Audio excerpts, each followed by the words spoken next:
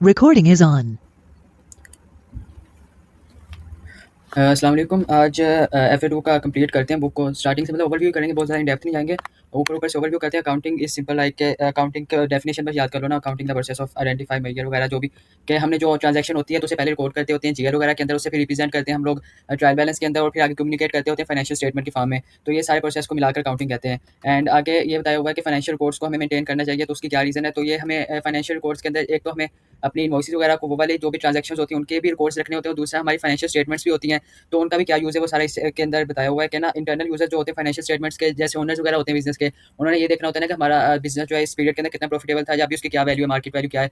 तो ये ओनर्स वगैरह को चाहिए होती हैं, और या फिर एम्प्लॉइज़ वगैरह जो होते हैं उन्हें भी दो तरह से फाइनेंशियल स्टेटमेंट उन्हें इसलिए चाहिए होती है ताकि ये देख सकें कि बिज़नेस आगे चलता रहेगा या नहीं। और दूसरा उन्हें इनवॉइसेस वगैरह भी इसलिए चाहिए होती हैं ताकि वो जब आगे जीएल के अंदर रिकॉर्ड करेंगे, जैसे कैशियर एक, वो आगे जब अपना अकाउंट के अंदर बाकी पेमेंट्स वगैरह को आगे लिखेगा तो फिर उसे ये भी साथ इनवॉइस भी दिखानी पड़ेगी ना, हाँ ये वाली इनवॉइस की जगह पर आपने एंट्री करनी है। और एक्सटर्नल यूजर्स है फाइनेंशियल इन्फॉर्मेशन के होते हैं, लाइक टैक्स अथॉरिटीज़ होती हैं, उन्हें टैक्स वगैरह उन्होंने आपका लेना होता है, तो इसलिए फिर उन्हें भी हमने दिखाना होता है। और सेकंड चीज़ रेगुलेटरी बॉडीज़, मतलब कि गवर्नमेंट वगैरह होती है, उससे उसने आपको बताया होता है ना कि इसको फाइनेंशियल स्टेटमेंट आपने हमारे मुल्क के अंदर मतलब इस तरीके से रिप्रेजेंट करनी है। एंड थर्ड होता है कि लैंडर्स, जैसे बैंक्स वगैरह हो गए, या फिर कोई थर्ड पार्टी इंसान आपको दे रहा है लोन वगैरह, तो उन्हें भी आपको फाइनेंशियल स्टेटमेंट्स देखनी होती है ताकि ना वो ये देख सके कि आप कितना चांसेस है कि आप उनका लोन वापस कर दोगे, उनका अमाउंट जो भी लोन की बनती है। और फोर्थ होता है कि सप्लायर ने ये देखना होता है कि उनकी जो भी वो गुड्स सप्लाई करें आप आगे लेते रहोगे या नहीं, और आपको कितनी क्रेडिट लिमिट वगैरह देनी चाहिए। और इन्वेस्टर होते हैं कि उन्होंने ये देखना होता है ना दोबारा से कि आपका बिज़नेस प्रॉफिटेबल है या नहीं, या जो भी, तो फिर वो इन्वेस्टमेंट बाद में ही करेंगे ना। एंड लास्ट होता है कि कस्टमर्स को भी ये देखना होता है कि आप सप्लाई करते रहोगे उन्हें गुड्स या नहीं, या फिर वो कोई और सप्लाई को ढूंढना शुरू कर दें अभी से। और जो पब्लिक होती है उसने भी ये देखना होता है कि पब्लिक वगैरह इसलिए देखती है कि आपका उनकी सोसाइटी पर या फिर उस इन्वायरमेंट पर क्या इफेक्ट पड़ रहा है आपकी कंपनी का।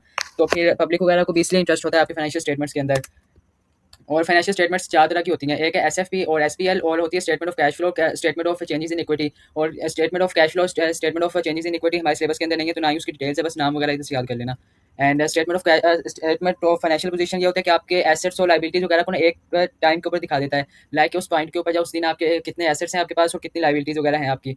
और ये मार्केट वैल्यू के ऊपर नहीं होता, ये कैरिंग वैल्यू पर होता है, तो ये भी ध्यान रखना है। और ये करंट एसेट्स वगैरह ये वाली सारी चीज़ें एसएफपी के अंदर शो होती हैं। और एसपीएल होता है कि आपका उस पीरियड के लिए, जैसे एक पीरियड एक साल के बाद यूजुअली होता है ना, तो उस साल के अंदर आपका कितना प्रॉफिट हुआ, मतलब कितने एक्सपेंसेस थे, कितने इनकम थी, तो उन दोनों को नेट करके अगर आपको प्रॉफिट हो रहा है या लॉस हो रहा है इस साल के अंदर, तो ये सारा कुछ एसपीएल के अंदर आता होता है।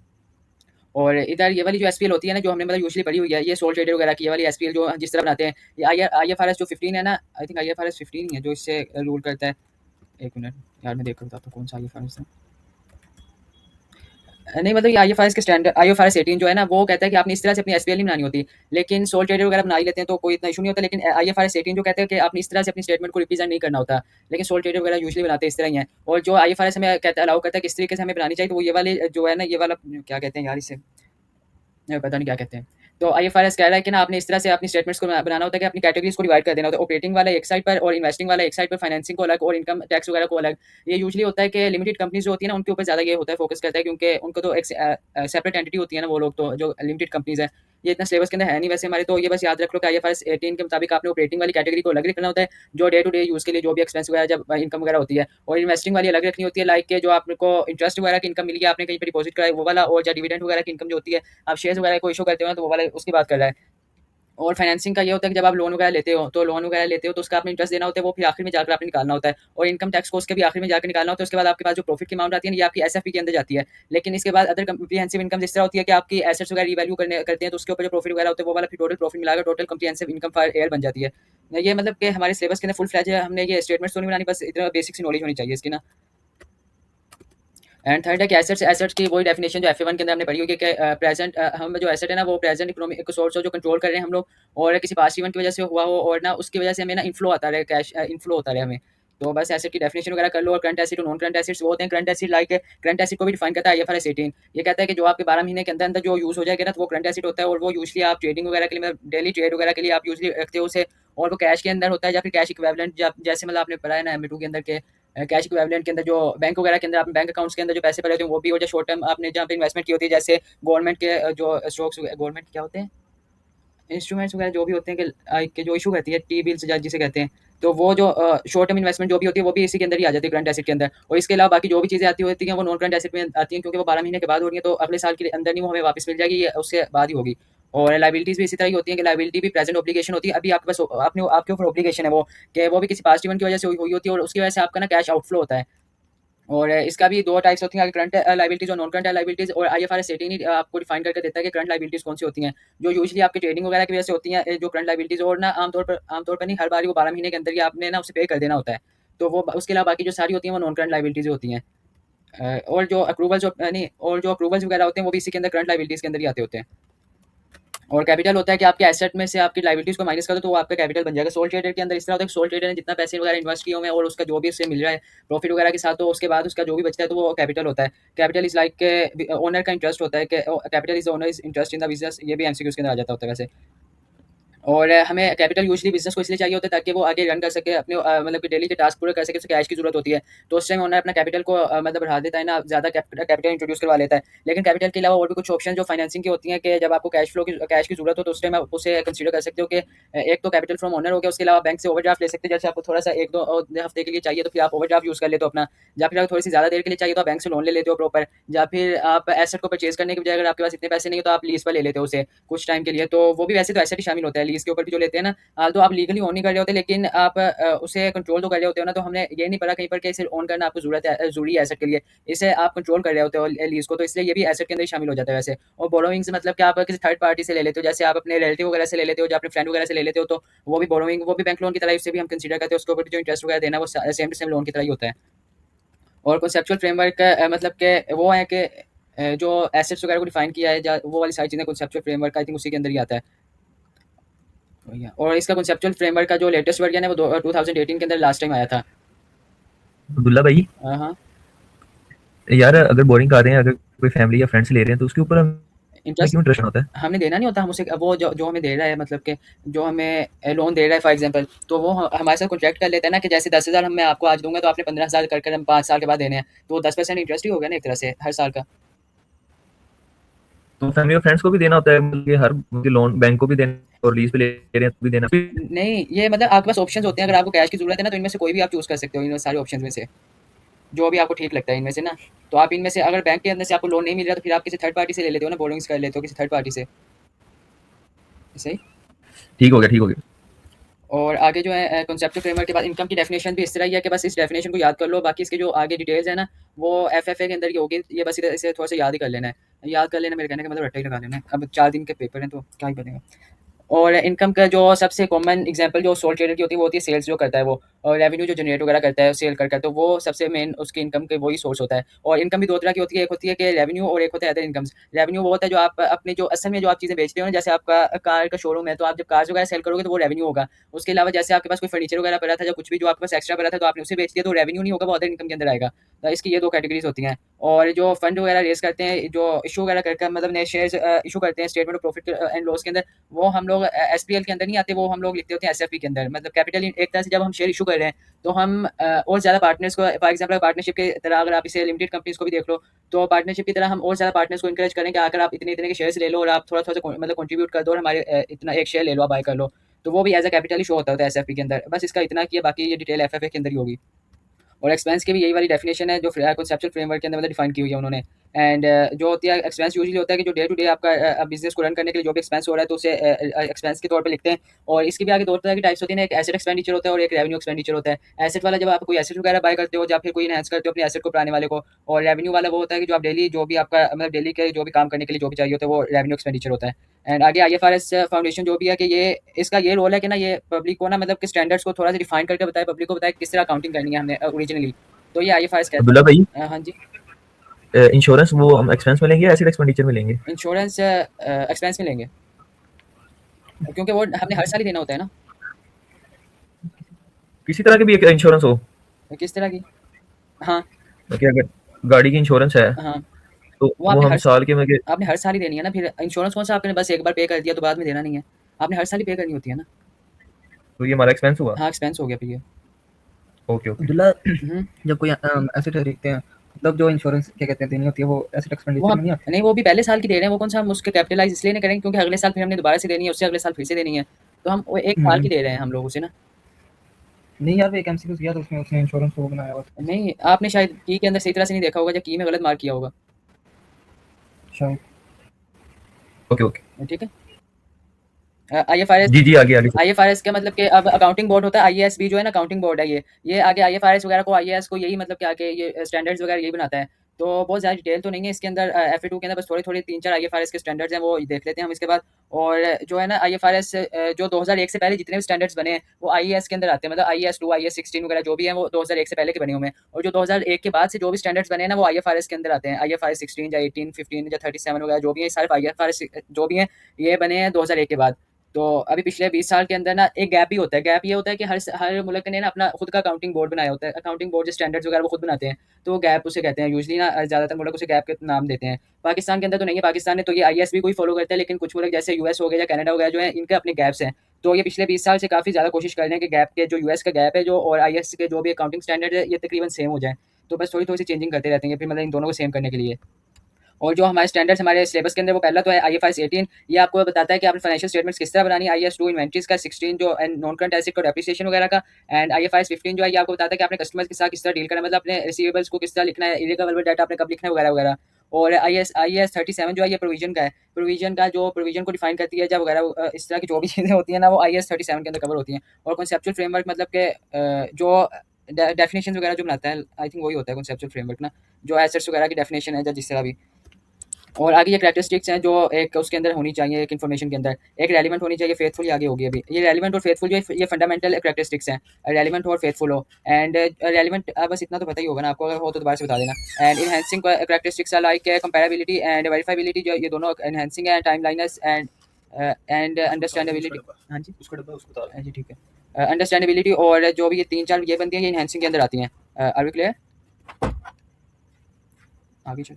और ये प्रिंसिपल जो है गोइंग कंसर्न मतलब आपका बिजनेस अगले 12 महीने के लिए चलता रहेगा। सेपरेट एंटिटी मतलब बिजनेस और ओनर जो है ये अकाउंटिंग के हिसाब से अलग अलग है, लीगली ये एक सेम ही चीज़ होते हैं। वैसे अकाउंटिंग आपने अलग अलग करनी है दोनों की। एंड डुअलिटी कॉन्सेप्ट वो होता है कि आपने जो भी ट्रांजैक्शन को रिकॉर्ड कर रहे हो ना उसके दो इफेक्ट्स जाने चाहिए आपके। ये डबल एंट्री इसी के बेस पर है आगे जाकर ना, जो अगले चैप्टर में डबल एंट्री है। और अप्रूवल्स वो कहता है कि आपका एक्सपेंस इनकम जिस पीरियड का आपने उसी के अंदर लिखना होता है। एंड हिस्टोरिक कॉस्ट ये होता है कि आपने जब इनिशियली आपने उसे लिखना है ना, जब आपने पहली बार आपने लिखना है उसे ट्रांजैक्शन को रिकॉर्ड करना है तो आपने ओरिजिनल प्राइस पर लिखना है, चाहे उसके बाद में प्राइस जितनी मर्जी बढ़ जाए आपने ओरिजिनल वाली प्राइस के ऊपर लिखना होता है।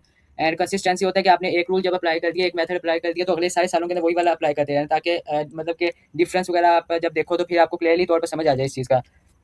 और मटेरियलिटी इज़ लाइक कोई ऐसी इन्फॉर्मेशन आपने स्किप नहीं कर देनी जिसका इफेक्ट आगे यूजर के ऊपर जाए, मतलब पढ़ने वाले के ऊपर, और वो उसका डिसीजन चेंज कर सके। तो वो मटेरियलिटी होती है कि ऐसी सारी इन्फॉर्मेशन को आपने लिखना होता है। एंड प्रूडेंस कहता है कि आपका जब आपको पता चल जाए ना ये यार ये मेरा लॉस होने वाला है, एक्सपेंस चक्कर होने वाला है, तो आपने उसी टाइम लिख लेना है। लेकिन अगर आपको पता चल जाए इसका इतना प्रॉफिट हो जाएगा मुझे 1 महीने के बाद, तब आपने तब तक नहीं लिखना जब तक एक्चुअल में वो हो ना जाए।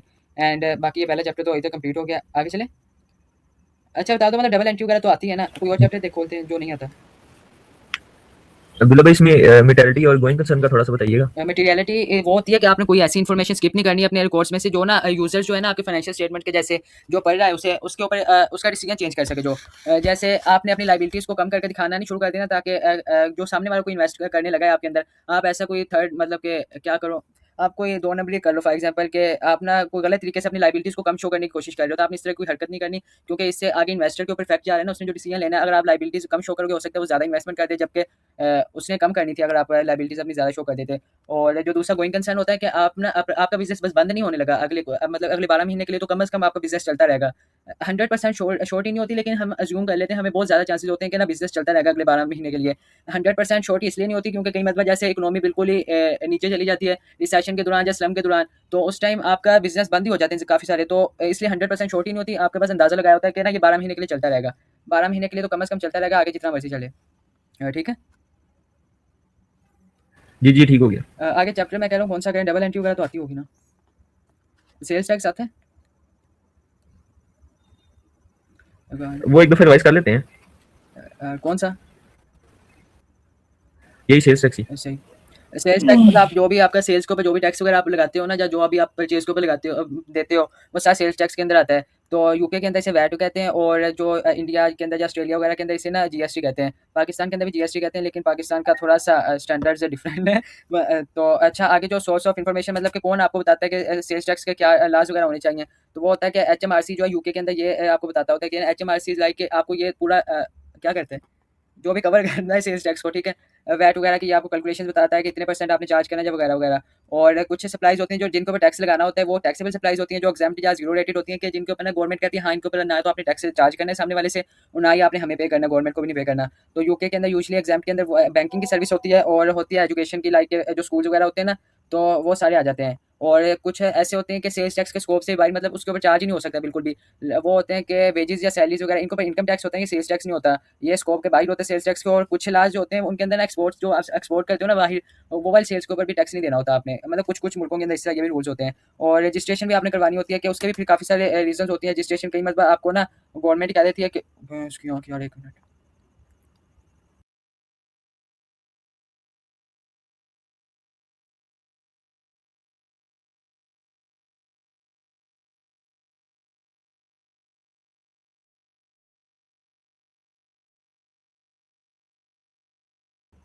अच्छा मतलब गवर्नमेंट आपको कह देती है कि जब आपकी सेल्स का रेवेन्यू थोड़ा सा ज़्यादा हो जाता है या इस तरह, तो उस टाइम गवर्नमेंट आपको कह देती है कि जाओ आप जाकर रजिस्टर करवाओ अपने आप को। यार 1 मिनट।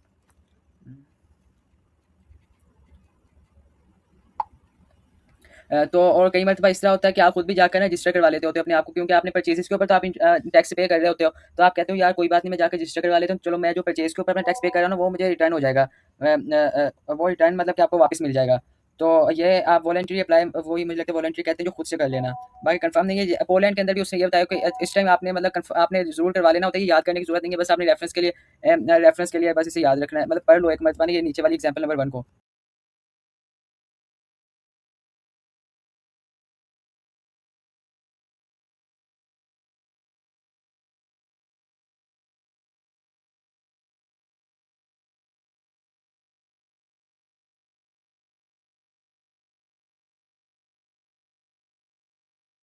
फैक्ट आपको याद करने की ज़रूरत नहीं है, ये वाली रिक्वायरमेंट्स बस आपने ना आपने मतलब माइंड के अंदर रखनी है किस तरह की होती हैं, किस तरह हर मुल्क के अंदर डिफरेंट लॉ होता है। पोलैंड के अंदर होता है कि जैसे 200,000 जो भी इनकी करेंसी होती है उससे ज़्यादा आपकी सेल्स हो जाएगी तो फिर आपने पे करना है, आपने उसको आपने रजिस्टर करवाना है, सॉरी। और कई मरतबा इस तरह भी होता है कि कुछ जो हैं एग्जाम्प्ट इंडस्ट्रीज़ हैं, तो उनके ऊपर भी सेल्स टैक्स वो चार्ज नहीं करते होते, जैसे मेडिकल वगैरह की हो गई। और रजिस्ट्रेशन के बाद आउटपुट इनपुट टैक्स वो होता है कि आउटपुट वो वाला जो आपने आउटपुट किया, अपने गुड्स की आउटपुट जो होती है, आउटपुट मतलब कि बाहर भेज देना है ना अपने गुड्स को, तो जो सेल्स के ऊपर टैक्स चार्ज करते हैं उसे आउटपुट टैक्स कहते हैं, और जो आपको परचेज के ऊपर जो टैक्स चार्ज होता है वो इनपुट टैक्स होता है, जो कोई दूसरा मतलब जो सप्लाई आपके ऊपर चार्ज करता है। उन दोनों का डिफरेंस लेकर कई मतलब कभी आपने गवर्नमेंट को देने होते हैं, कभी गवर्नमेंट आपको वापस रिटर्न करती है।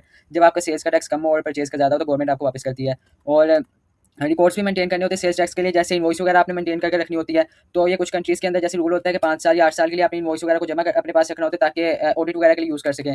सो ये होता है कि सेल्स इनवॉइस वगैरह को इसलिए आपने रखना होता है। और सेल्स इनवॉइस नॉर्मल इनवॉइस की तरह ही होती है, बस इसके अंदर आपने अपना सेल्स टैक्स का ये वाला रजिस्ट्रेशन नंबर जो है ना ऊपर ये वाला लिखना होता है, बस आपने, बाकी बिल्कुल सेम टू सेम ही होती है। नहीं ये भी तो लिखना आपने नॉर्मल इनवॉइस के अंदर भी लिखना ही होता है अपने सेल्स टैक्स का रजिस्ट्रेशन का नंबर, अगर आप रजिस्टर हो तो मतलब सेम वही चीज़ है, सेल्स इनवॉइस भी और जो टैक्स इनवॉइस भी, ये दोनों चीज़ें सेम ही होती हैं। और अकाउंटिंग स्कीम्स जो कुछ होती हैं कि आप गवर्नमेंट आपको बताती है कि आप किस किस तरह से हमें ना टैक्स जमा करवाओ। क्वार्टरली अकाउंटिंग स्कीम यूके के अंदर ये कुछ दी हुई हैं। क्वार्टरली इज़ लाइक कि आप ना हर 3 महीने के बाद जमा करवाते हो टैक्स को ना, वैट को अपने जमा करवाते हो। कैश अकाउंटिंग स्कीम होती है कि जैसे कैश अकाउंटिंग करते हो ना, आपको वो कहते हैं कैश अकाउंटिंग के हिसाब से आप हमें पे कर देना। लाइक जब आपको रिसीव हो, जब आपको ना क्लेम करो ना, जब आप पे करो तो उस टाइम आपने वैट को जमा करवाना है, ठीक है। और फ्लैट रेट ये होता है कि आपने जो भी आपने सेल्स की है ना उसका आपने 1% कुछ बना कर ना आपने गवर्नमेंट को पे कर देना होता है। अब चाहे आप जितनी मर्जी सेल करो, आपने उस सेल के कुछ % आपने गवर्नमेंट को दे देना होता है। और इसके अंदर इस तरह होता है कि आप अपनी परचेज वाली टैक्स को फिर रिक्लेम नहीं कर सकते फ्लैट रेट के अंदर। और मार्जिन स्कीम होता है कि आप नेट अमाउंट ले लेते हो अपने सेल्स के अंदर भी और परचेज के अंदर, जो भी आपका वो बन जाता है उसका फिर कुछ % आप दे देते हो गवर्नमेंट को। रिटेल स्कीम ये होता है कि आपने टोटल सेल्स देख लेते हो कि टोटल पूरे साल के अंदर कितनी हुई है, उस पीरियड के अंदर कितनी हुई है, अलग अलग सेल के ऊपर नहीं कैलकुलेट करते, टोटल सेल्स के ऊपर कर लेते हो, तो फिर वो रिटेल वाला होता है। लाइक दिस कि जब आप बिजनेस ना वैट स्कीम जो रिटेल वाली इस तरह होती है कि आप हर एक सेल के ऊपर इंडिविजुअली तौर पर नहीं टैक्स कैलकुलेट करते, आप सबके लिए इकट्ठे कर लेते हो। और सेल्स टैक्स ट्रांजैक्शन अमाउंट तो बस इतना पता है कि मार्कअप लगाते होते हैं 20% या 15%, जितना कि भी टैक्स के अमाउंट हो। एंड सेल्स और सेल्स रिटर्न के ऊपर नॉर्मल ये जिस तरह डबल एंट्री करनी है तो उसके साथ सेल्स टैक्स वगैरह को भी लगाते जाना है। एंड रिपोर्टिंग, एक मिनट, ये भी सेल्स टैक्स का अकाउंट मतलब डेबिट भी हो सकता है, क्रेडिट, जब क्रेडिट होगा तो मतलब आपने गवर्नमेंट को देने हैं, और जब डेबिट होगा तो गवर्नमेंट आपको वापस देगी। एंड और कुछ भी नहीं है चैप्टर के अंदर। सेल्स टैक्स रिटर्न मतलब वो वाला डॉक्यूमेंट जो आप ना पूरा सबमिट करवाते हो गवर्नमेंट को, जब आप टैक्स जमा करवा रहे होते हो ना, तो उस टाइम जो डॉक्यूमेंट आप जमा करवा के देते हो वो सेल्स टैक्स रिटर्न होता है, वैट रिटर्न या सेल्स टैक्स रिटर्न। ये मतलब हर एक वो गवर्नमेंट का अपना अपना ही होता है हिसाब, कि किस तरह से आपने लिखना है या किस तरह करना है। और पेनल्टीज़ वगैरह भी लगती हैं अगर आप टैक्स वगैरह को देर से जमा करवाओगे, तो आपके और पेनल्टीज़ वगैरह भी लगेंगी, या फिर अगर आप कोई एरर्स वगैरह करोगे, जैसे आपने गलत अमाउंट गलती से कोई अमाउंट गलत लिख दी थी, तो उसके ऊपर टैक्स भी गलत कैलकुलेट कर लिया, अब जब गवर्नमेंट को पता चलेगा आपने ये गलती की थी, तो उसके ऊपर भी आपको फाइन वगैरह समझ लो एक तरह से लगेगा। और बस ये खत्म हो गया सेल्स टैक्स का भी। और नॉन करंट एसेट का एसेट वर्सेस एक्सपेंडिचर से आगे नीचे चलते हैं। और IAS 16 है जो मतलब नॉन करंट एसेट को डिफाइन करता है, डेप्रिसिएशन वगैरह को चार्ज किस तरह करना है वगैरह वगैरह, ये सारा कुछ IAS 16 बताता है। एंड कैपिटलाइजेशन वाली जो भी है ये तो नॉर्मल FA1 वाला ही आई थिंक। डेप्रिसिएशन मतलब अपना उसका हर साल कुछ ना कुछ चार्ज कर लेते हो, जैसे स्ट्रेट लाइन के ऊपर 5 साल के लिए तो आप टोटल कॉस्ट को डिवाइडेड बाय 5 कर लेते हो रिड्यूसिंग बैलेंस के ऊपर, एंड डेप्रिसिएबल अमाउंट सेम चीज़ है। और डिस्पोजल वगैरह का भी पता ही होगा आपको। आगे चलें है गाइस, आगे चलें, कोई और चैप्टर खोल लें क्या? चैप्टर चेंज कर लें या पढ़ना है नॉन करंट एसेट का?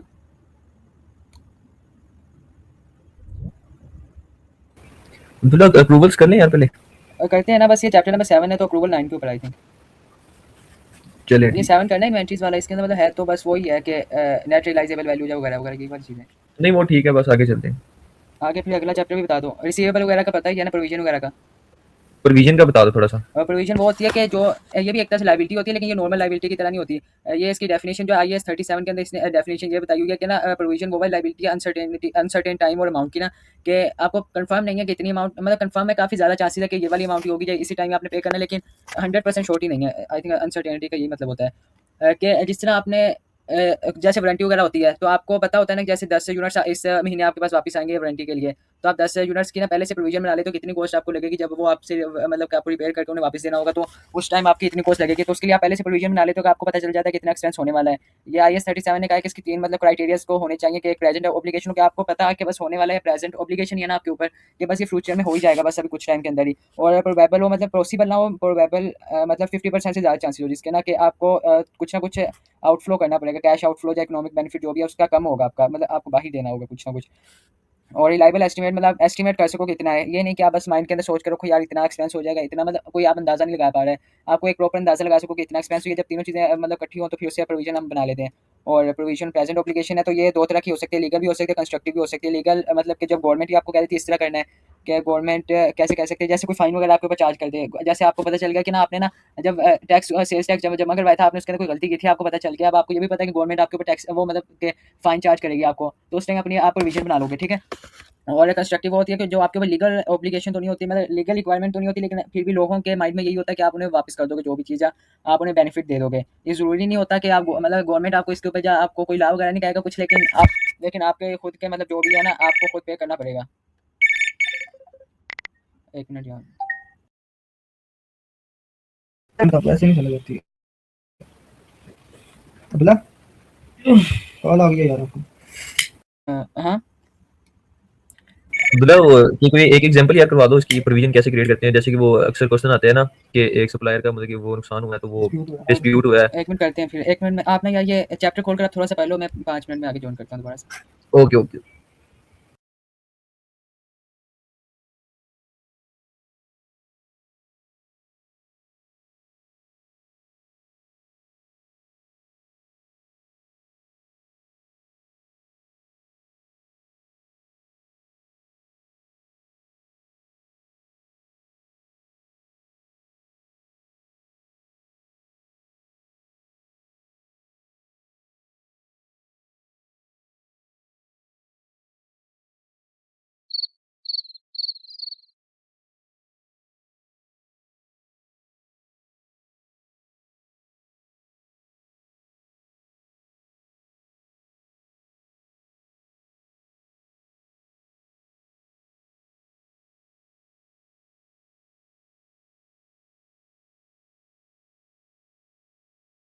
Recording is on.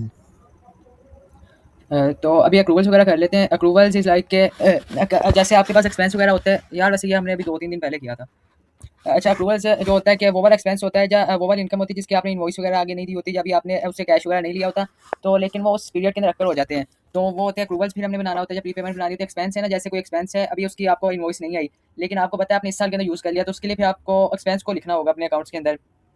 तो उसके लिए फिर आपको अप्रूवल्स बनाने की जरूरत पड़ेगी। अप्रूवल्स को आप एक्सपेंस को इंक्रीज करोगे, डेबिट एक्सपेंस को कर दोगे और क्रेडिट कर दोगे अप्रूवल्स को। अप्रूवल्स मतलब कि आपके पास कोई इनवॉइस नहीं आई तो पेएबल्स वगैरह भी नहीं कर सकते, तो आप फिर अप्रूवल्स कर देते हो, क्रेडिट अप्रूवल्स। अप्रूवल भी एक तरह से करंट लायबिलिटी होती है। और सेम चीज़ होती है कि उसके अंदर भी प्री पेमेंट के अंदर भी, क्या प्री पेमेंट के अंदर आपने पहले से एडवांस में पे कर दिया होता है, लेकिन आपको इनवॉइस वगैरह अभी मतलब कि आपने पहले से पे कर दिया, लेकिन उस पीरियड के लिए नहीं, आपने अगले पीरियड का भी साथ ही मिलाकर कर दिया हुआ है। तो आपने इस केस के अंदर अपने एक्सपेंस को कम करना होता है। तो जब आप एक्सपेंस को कम करोगे तो क्रेडिट अपने एक्सपेंस को करोगे और डेबिट करोगे आप अप्रूवल को, एक मिनट शायद मेरे को डाउनलोड किया हुआ डेबिट अप्रूवल को नहीं करेंगे, डेबिट प्री पेमेंट को हाँ करेंगे। सॉरी प्री पेमेंट को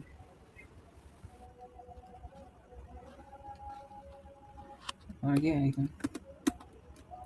अप्रूवल के अंदर प्री पेमेंट इस तरह ही होती है। और बाद में जो इनकम के अंदर भी आप सेम चीज़ ही करते हो कि इनकम भी कई बार तो आपको इनवॉइस मिली नहीं होती, इनवॉइस मिली नहीं, आपने भेजी नहीं होती अगले कस्टमर वगैरह को, लेकिन आपका उन्होंने वो वाली चीज़ यूज़ कर ली होती, आपको इनकम बनती है इस पीरियड की, लेकिन आपने अभी इनवॉइस नहीं दी उन्हें, तो फिर उसके लिए भी आप अक्रूड इनकम को यूज़ करते हो। अक्रूड मतलब एरियर्स के अंदर जो भी काम करते हो उसे अक्रूवल या अक्रूड इनकम एरियर्स के अंदर आती है, प्री पेमेंट और डेफर्ड इनकम एडवांस के अंदर आती है। तो ये भी एरियर्स के अंदर है, मतलब ये आपने मिली नहीं है इनकम आपको, वैसे इस पीरियड की से बिलोंग करती है, तो इसके लिए आप क्रेडिट करोगे इनकम को इंक्रीज करोगे और डेबिट कर दोगे आप अक्रूड इनकम को। अक्रूड इनकम भी एक तरह से करंट एसेट होता है, तो इसके लिए आप क्रेडिट फिर इनकम को करोगे, इनकम ज़्यादा करनी है। एग्जाम्पल इसके लाइक के जब आप कोई प्रोजेक्ट करते हो जून के अंदर, फॉर एग्जाम्पल आपने क्लाइंट के लिए आपने एक प्रोजेक्ट पूरा कर दिया है, लेकिन अभी आपने क्लाइंट से एक कॉन्ट्रैक्ट किया हुआ है कि आप उससे ना सीधा सारे के सारे पैसे अगस्त के अंदर लोगे, तो जून के अंदर जो आपने कॉन्ट्रैक्ट का पूरा कर दिया हुआ है तो उसकी आपको इनकम भी तो जून के अंदर ही लिखनी चाहिए ना। तो अब्दुल्ला ये ना करवाओ यार, ये सुन लिया पहले भी, हमें ना वो क्वेश्चन वगैरह करवाओ। क्वेश्चन इसके बाद करते हैं थ्योरी कर पहले। हाँ ठीक है। अच्छा फिर आगे ट्रायल बैलेंस तो सेम चीज़ ही है जो पहले पढ़ी हुई है FA1 के अंदर। एंड पार्टनरशिप आगे थे पार्टनरशिप भी सेम चीज़ ही है वो भी। गुडविल वगैरह करनी है या नहीं की हुई है? यार करवा दो यार। वो जब कहता है गुडविल मेंटेन नहीं करनी तब का बताओ। जब हम एडमिट करते हैं एक नए पार्टनर को अपने बिजनेस के अंदर, तो उस टाइम हमें अपनी गुडविल वगैरह को, मतलब कि जब जो लोगों ने पहले से, अच्छा गुडविल वगैरह का सिंपल तो पता ही होगा आपको, पता है ना वैसे उससे गुडविल क्या होती है। सबसे पहले तो आपने जो पहले वाले पार्टनर्स को जब हिस्सा देना है गुडविल का, तो आपने दोनों को फेयर रेशो देनी है ना, जितना जितना उन्हें प्रॉफिट जिस रेशो से मिलता है ना, गुडविल भी उसी रेशो से मिलेगी। जैसे अभी आपने एक बिजनेस है आपका और आप तीसरे को साथ एडमिट कर रहे हो, लेकिन आपकी गुडविल बन गई 30,000 की, और आपके इस तरह प्रॉफिट शेयर इस तरह करते हो, ए जो पार्टनर ए है उसे आप 3 हिस्से देते हो और पार्टनर बी को 2 हिस्से देते हो, तो गुडविल भी उन दोनों को इसी तरह इसी मतलब के रेशो से मिलेगी, डिवाइडेड बाय 5 और मल्टीप्लाई बाय 3 और 2। पहले पार्टनर को मिल जाएगी लाइक कितनी मिलेगी, पहले पार्टनर ए को 18,000 गुडविल मिल जाएगी, वो पार्टनर बी को मिल जाएगी 12,000 की, ठीक है। और गुडविल जब आप पहले तो आपने इन दोनों का कैपिटल इन दोनों का इंक्रीज कर दिया, डेबिट गुडविल कर और क्रेडिट दोनों का अलग अलग का मतलब कि कैपिटल का अकाउंट ज्यादा कर। तो उसके बाद जब नया पार्टनर आया, जब नया पार्टनर आया तो उसने अपना जो भी बैंक के अंदर डिपॉजिट किया बैंक को डेबिट करेंगे और क्रेडिट कर देंगे हम पार्टनर को, मतलब कि जो नया पार्टनर का कैपिटल है ये सिंपल जैसे नॉर्मल कैपिटल इंट्रोड्यूस होता है, इस तरह दूसरे स्टेप के अंदर हम इस तरह कैलकुलेट करेंगे। तो इसके अंदर अगर तो उसने कहा कि हम गुडविल को अपने as a separate asset maintain करके रखेंगे, तो बस ये 2 स्टेप्स ही करेंगे, तो थर्ड स्टेप की तरफ हमें आने की जरूरत नहीं है। लेकिन अगर क्वेश्चन के अंदर कहते कि गुडविल मेंटेन नहीं करनी, तो उस टाइम हमने जो पहले वाली गुडविल बनाई थी ना इसके अंदर, तो हमें इन तीनों के अंदर से वो वाली गुडविल माइनस कर देनी है। मिलती पहले वाले दोनों को है, लेकिन जाती फिर तीनों के अंदर, मतलब नए वाले के अंदर से भी जाती है, तीनों को के अंदर से कट जाती है। और गुडविल को जब रिमूव करते हैं तो फिर नई PSR के हिसाब से करते हैं, जैसे हमने नया प्रॉफिट शेयर रेशो इस तरह किया कि तीनों को इक्वली मिलेगी। तो पहले उनको जब ओल्ड पार्टनर्स को जब पहले गुडविल का हिस्सा मिला था तो एक को 18,000 और एक को 12,000 मिला था, ठीक है। लेकिन अब जब जाएगी तो तीनों को हमने फॉर एग्जाम्पल नई प्रॉफिट रेशो किया है कि तीनों ने इक्वली प्रॉफिट को डिवाइड करना है, तो मतलब 1-1-1 की रेशो है। तो फिर 30,000 को डिवाइड करेंगे 3 पर और मल्टीप्लाई करेंगे 1-1 से, मतलब कि तीनों पार्टनर्स के अकाउंट से 10,000 कम हो जाएगा। तो इनका नेट इफेक्ट देखें तो पुराने पार्टनर के अकाउंट के अंदर पार्टनर ए के अंदर 8,000 का इजाफा हो रहा है, पार्टनर बी के अंदर 2,000 का हो रहा है, और पार्टनर सी के अंदर इसने जितना भी पहले इन्वेस्ट किया था उसमें से भी 10,000 कम हो रहा है, ठीक है। समझ आ गई? अब्दुल्ला ताहा कह रहा है रिपीट कर दो। जब नए पार्टनर को हम एडमिट करते हैं अपने बिजनेस के अंदर, तो हम गुडविल के हम पहले गुडविल की वैल्यू करते हैं ना कि हमारे बिजनेस की कितनी वैल्यू है, कि उसके करंट मतलब एसेट्स वगैरह के अलावा जितनी उसकी गुडविल की वैल्यू बन रही है। जैसे फॉर एग्जाम्पल 30,000 बन रही है हमारे बिजनेस की, तो हमारे पास 2 पार्टनर्स है, पहले वाले एक पार्टनर ए और एक बी है, तो दोनों की प्रॉफिट शेयर रेशो 3/2 है। तो मतलब पार्टनर ए को 3 हिस्से मिलेंगे और बी को 2 मिलेंगे, तो 30,000 को डिवाइड करेंगे तो पार्टनर ए के अकाउंट के अंदर 18,000 क्रेडिट हो जाएगा, मतलब कैपिटल के अकाउंट के अंदर, और पार्टनर बी के अकाउंट के अंदर 12,000 क्रेडिट हो जाएगा। तो दोनों का जब 12,000 18,000 मतलब 30,000 इनके अंदर डिवाइड होगी, तो अब नया जो दूसरा स्टेप हम करेंगे तो ये नॉर्मल जैसे कैपिटल इंट्रोड्यूस करवाते हैं ना, तो उस तरह से करेंगे कि डेबिट कर देंगे बैंक को और क्रेडिट कर देंगे नए पार्टनर के अकाउंट को, मतलब एक नया अकाउंट बनाएंगे, नए पार्टनर का भी नाम साथ लिख देंगे उसके अंदर ना।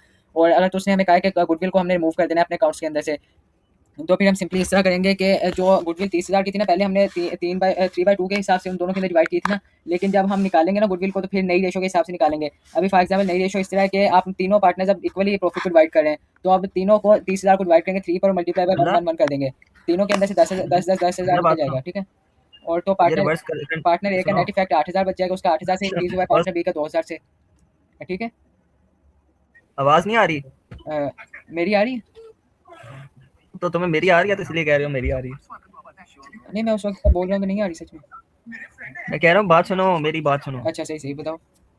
ये कह रहा है कि रिवर्स द गुडविल अमाउंट, मतलब हम गुडविल को मेंटेन नहीं करेंगे, ये इसका ये मतलब है। हाँ अगर नहीं करेंगे उस टाइम हम मतलब रिवर्स कर देंगे गुडविल को, अगर तो हम मेंटेन करके रखते हैं तब हम बस पहले 2 स्टेप्स ही करेंगे। और वो कहे कि हमारा मतलब ठीक है, ठीक है। हाँ क्वेश्चंस पर आ जाए। मतलब आप ये कह रहे हो ना कि गुडविल को जब मेंटेन नहीं करना तो तब न्यू PSR निकालेंगे, वरना बस ओल्ड ही निकालेंगे और उसका जो कैपिटल क्या कहते हैं हाँ बस फिर होगा। 18,000 से 12,000 का उन दोनों का ज्यादा कर देंगे, फिर निकालने की जरूरत नहीं है। हाँ ठीक है। ठीक है, बस ये पूछना था। चलो फिर क्वेश्चंस कर लेते हैं, अप्रूवल्स वगैरह का कोई कर लेते हैं। ये वाला कर ले।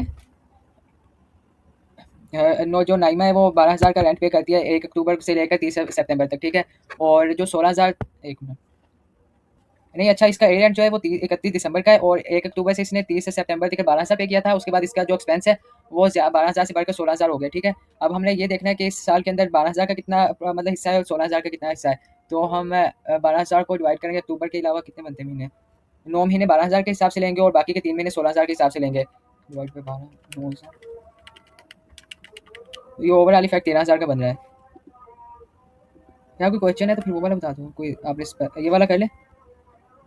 इसके अंदर उसने क्या कर ले 12,800 का ना टेलीफोन का बिल उसने पे किया है कि 30 सितंबर तक। सो नाम क्या है यार, छोड़ो। जो उसने monthly rental line which is payable in advance, क्या मजाक है यार, एक मिनट यार मुझे खुद पढ़ने दो। 5,800 का।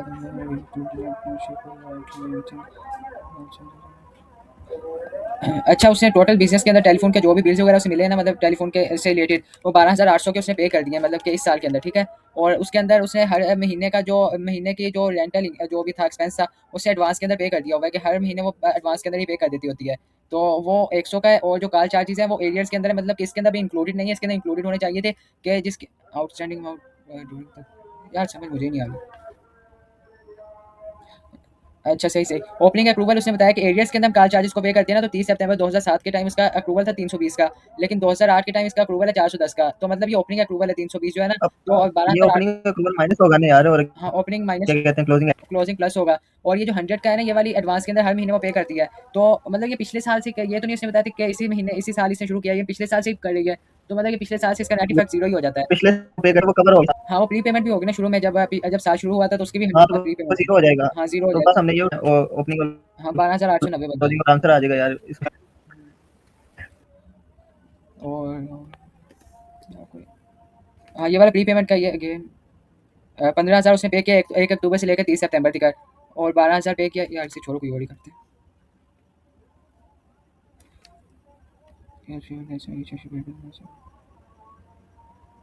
इसके अंदर यार अच्छा, ज़्यादातर सवाल इसी तरह ही है कि हमें डिवाइड ही करना है दोनों साथ, दोनों मतलब पीरियड्स के अंदर से जितने जितने महीने बन रहे हैं। कोई और सवाल है इस तरह, कोई मुश्किल हो तो फिर बताऊंगा। हाँ, ये वाला जो उसने इस साल के अंदर 2500 के मतलब इलेक्ट्रिसिटी के इन्वॉइसेस वगैरह पे किए हैं 2500 की। और जो उसने इन्वॉइस जो 600 की मिली थी क्वार्टर, वो खत्म हो रहा है कि 31 दिसंबर को, 31 दिसंबर 2004 के लिए क्वार्टर खत्म हो रहा है, तो उसकी इन्वॉइस भी इसने 660 की पे की थी। और 1 जनवरी 2004 को इसके पास आउटस्टैंडिंग बैलेंस मतलब अप्रूवल का था $600 का ना, ओपनिंग अप्रूवल था ये। तो ओपनिंग अप्रूवल 1 जनवरी को था, तो इसे माइनस करेंगे, जो हमने 2500 की इन्वॉइसेज है ना, तो उसके अंदर से हम ओपनिंग अप्रूवल को 600 को माइनस करेंगे, और जो 660 की है वो 31 दिसंबर 2004 तक। एक मिनट, सही तो है फिर। नहीं अच्छा, ये वाली जो इनवॉइस मिली है इसे ये 31 दिसंबर की अगले साल जाकर 2005 के अंदर जाकर मिली है, तो मतलब ये अप्रूवल जो क्लोजिंग अप्रूवल है, तो जमा कर देंगे क्लोजिंग अप्रूवल को माइनस कर देंगे ओपनिंग को, तो ये आंसर मतलब नेट आंसर आ जाता है 2560, ठीक है।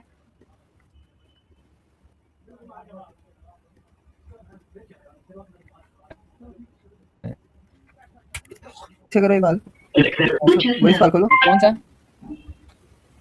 एक मिनट, तो करके आयो। ये देखो 2500 क्या कहते हैं वो ड्यूरिंग द ईयर हमने पे किए, ठीक है। 2500 उसके हमने इस बाद साल के अंदर पे किया ड्यूरिंग है। January she received an invoice for, हाँ।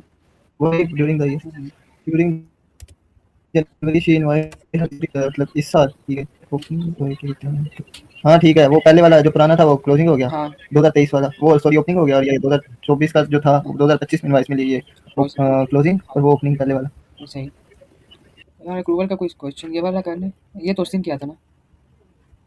ओपनिंग अप्रूवल इसके अंदर 425 का है, और जो हमने इस साल के अंदर पे किया है वो 5100 की है। और ओपनिंग अप्रूवल को इसके अंदर से माइनस कर देंगे 425 को, और जो रेंट का बिल है इस मतलब रेंट का 1500 का, वो रिसीवर में जाकर हुआ है 1 मार्च को। ये मतलब क्वार्टर का था, 3 महीने का था। ये जो रेंट था ना 1 मार्च को रिसीव हुआ, ये फरवरी को क्वार्टर खत्म हुआ था। और हमारे 31 दिसंबर को ये रेंट है, तो मतलब 1 महीना ये पिछले साल का था। तो 2006 के अंदर जाकर रिसीव हो रहा है, 2005 की हम इन्वॉइसेस बना रहे हैं, तो ये as a approval closing approval है ये। इसका 500 का अप्रूवल लेंगे, क्योंकि 1500 को डिवाइड करें 3 पर, तो 500 का अप्रूवल बनेगा क्लोजिंग, और ये 5175 बन जाएगा आंसर, ठीक है। इसलिए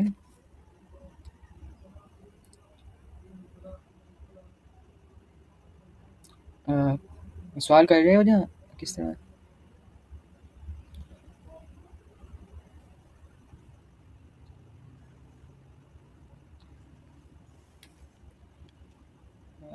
कर लिया सवाल ये वाला? है गाइस, लगता है आवाज़ नहीं आ रही है उनकी।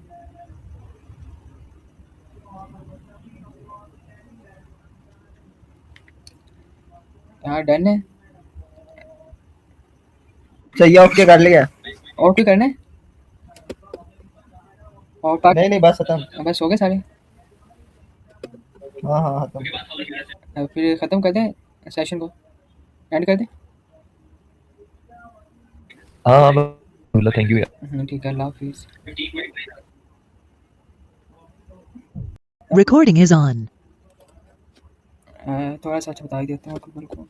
अक्रूवल इज़ लाइक के जब अक्रूवल अकाउंटिंग ये होती है ना कि जिस साल का एक्सपेंस या इनकम है आपने उसी साल के अंदर लिखनी होती है। क्या चाहे आप इनवॉइस या आपको पेमेंट किसी कई मंथ के बाद मिले या अगले पीरियड के अंदर भी मिले, लेकिन आपने जिस साल का एक्सपेंस और इनकम है उसी साल के अंदर लिख देनी है। एंड जो इसके अंदर एक्सपेंस के अंदर लाइक कई मंथ इस तरह होता है कि आपको इनवॉइस नहीं मिली होती, जैसे साल खत्म हो जाता है आपको इनवॉइस आपको अगले साल के अंदर आती है। तो वैसे टेक्निकली देखें तो गलत है ना कि आप अगले साल के अंदर तो उस इनवॉइस को नहीं रिकॉर्ड करोगे, आप इस साल के अंदर करोगे क्योंकि ये इस साल का एक्सपेंस था। तो उसके लिए फिर आप एंट्रीज बनाने के लिए यूज़ करते हो अक्रूवल को। अक्रूवल के लिए आपको उस टाइम यूज़ करते हैं अक्रूवल को जब आपको एक्सपेंस मतलब अक्कर हो जाता है, लेकिन अभी आपको ना इनवॉइस नहीं आई होती, तो आप डेबिट करते हो अक्रूवल को और क्रेडिट कर देते होते हो। आप डेबिट करते हो अक्रूवल को, क्रेडिट कर नहीं डेबिट करते हो एक्सपेंस को, क्रेडिट करते हो अक्रूवल को। एक्सपेंस को आपने इंक्रीज किया तो इसलिए डेबिट होगा, और accrual as a current liability होता है ना, तो इससे फिर एज अ क्रेडिट ही लिखते होते हैं। और कई मतलब इस तरह होता है आपने एडवांस के अंदर पे कर दिया होता है, तो वो होता है प्री पेमेंट, उसे कहते हैं कि आपने पहले से एडवांस के अंदर ही आपने अगले पीरियड का भी लिख दिया होता है। तो प्री पेमेंट को हम इस तरह यूज़ करते हैं कि हम इस साल का एक्सपेंस समझ लो आपने ज़्यादा लिख दिया है ना, क्योंकि आपने अगले साल का मिलाकर लिख दिया होता है।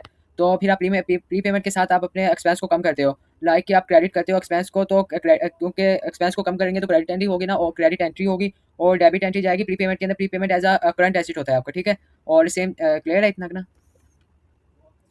और सेम चीज़ ही होती है इनवॉइस मतलब कि इनकम के अंदर भी। और इनकम जो आपको पीरियड के अंदर अकर हो जाती है, लेकिन आपने इनवॉइस नहीं दी होती आगे, अक्रूवल की तरह सेम टू सेम एक्सपेंस नहीं है इनकम का है, तो उसे कहते हैं हम लोग अक्रूड इनकम, ठीक है। कि आपको इनकम इस पीरियड के अंदर अकर हो गई है, लेकिन आपने इनवॉइस नहीं दी अभी आगे, आपने जिसे भी भेजनी थी इनवॉइस आपने उससे पैसों की डिमांड नहीं की अभी, तो फिर आपने डिवाइड करना होता है कि आपने इस साल की इनवॉइस थी तो इसी साल में लिखना होता है। तो इनकम की नेचर क्रेडिट होती है, तो क्रेडिट इनकम को करते हैं, और डेबिट करेंगे हम लोग अक्रूड इनकम को। अक्रूड इनकम भी एक तरह से करंट एसेट होता है, तो ये भी डेबिट एंट्री होती है इसके अंदर। और डेफर्ड इनकम इस तरह होती है कि आपने कुछ पीरियड्स का मिलाकर एडवांस के अंदर ही उनसे ले लिए होते हैं, कि आपने 2-3 साल का, फॉर एग्जांपल आप रेंट के ऊपर लेते हो बिल्डिंग्स को, और आपने रेंट 2-3 साल का एक साथ इकट्ठा ही ले लिया हुआ है, जबकि आपको इस पीरियड के अंदर सिर्फ 1 साल का रेंट लिखना चाहिए था। तो उस टाइम आप फिर डेफर्ड इनकम को यूज़ करते हो अपने इनकम को कम करने के लिए। तो डेबिट करेंगे इनकम को, क्योंकि इनकम को कम करेंगे तो डेबिट एंट्री होगी, और क्रेडिट करेंगे हम डेफर्ड इनकम को। डेफर्ड इनकम भी एसएफपी के अंदर as a current liability show होती है। ठीक है, क्लियर है इतना?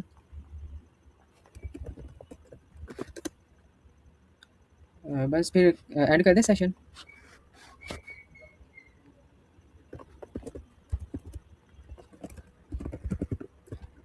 ठीक है, अल्लाह हाफिज़।